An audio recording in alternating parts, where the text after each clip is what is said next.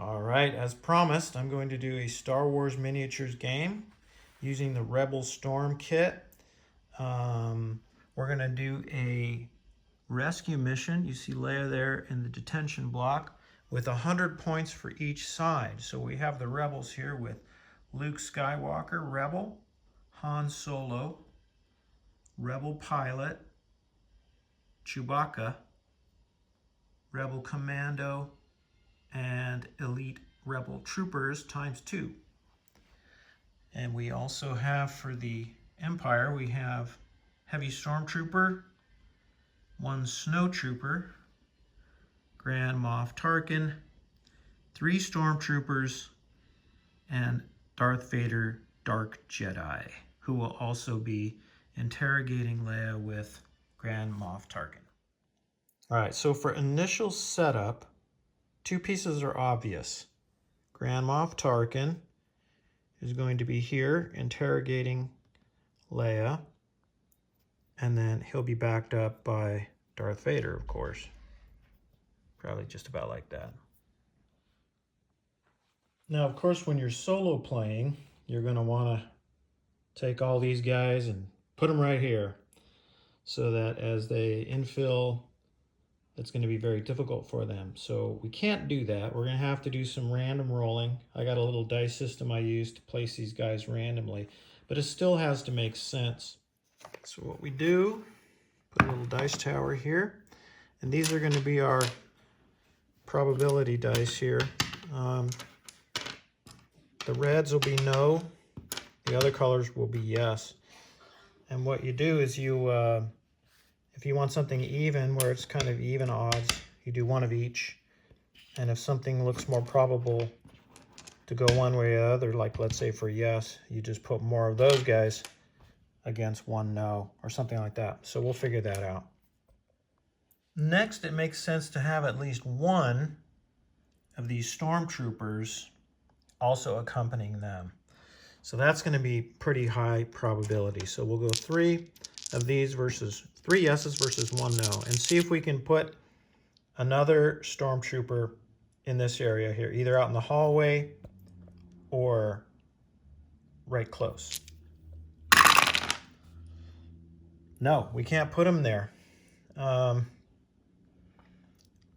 guess we can back him off, maybe put him down the hallway, maybe looking this direction.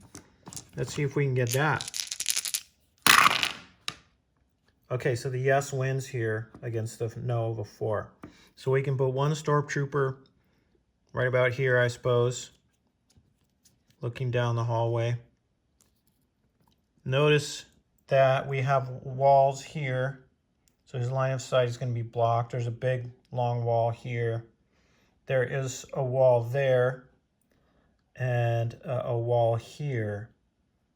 And then the door to go in this area here, our detention block, is right here. So next we're going to place 1 more stormtrooper.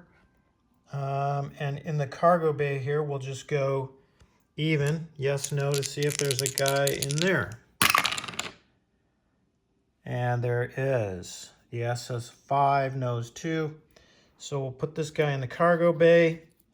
Maybe he's kind of looking in that direction, interested in what might be going on over there. There is no door here, so he can see what's going on there, because I believe in the game, once you pass through the door, it stays open. I'll have to look if it closes behind you automatically, but I'll check into that. All right, so we have the heavy stormtrooper to place next. Probably, if I was this player, I'd want to put him in here, maybe. Let's see if he can go in there with the other guy. No is high, so he can't go in there. What about in the control room with this guy? No again. So the heavy stormtrooper is either going to have to go in the hyperdrive station or the hangar bay. So hyperdrive station? Nope. So he's going to have to go in the hangar bay. We'll put him right here. Maybe in the corner here. And then the stormtrooper, or excuse me, the snow trooper. Can the snow trooper go in this control room with him? Yes, he can.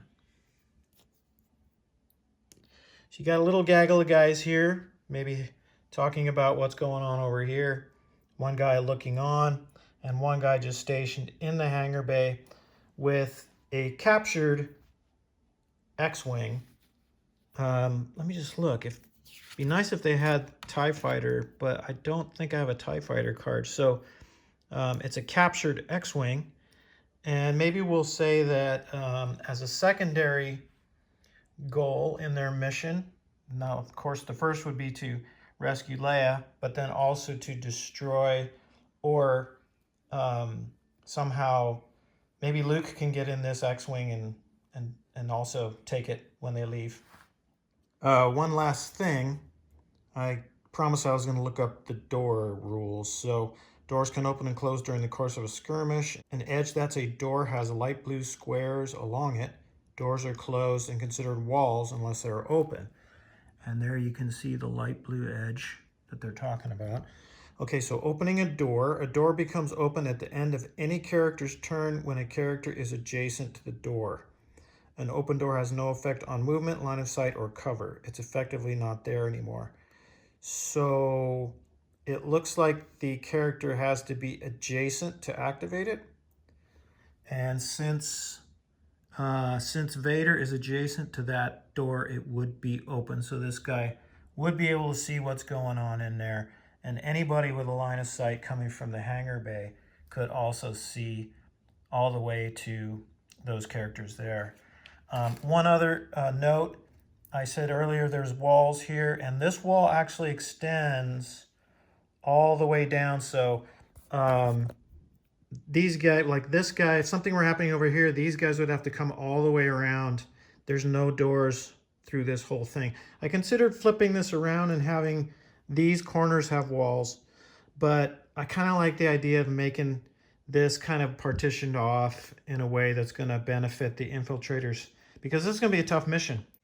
All right, that's it. I'm signing off, and we'll see you in part 2.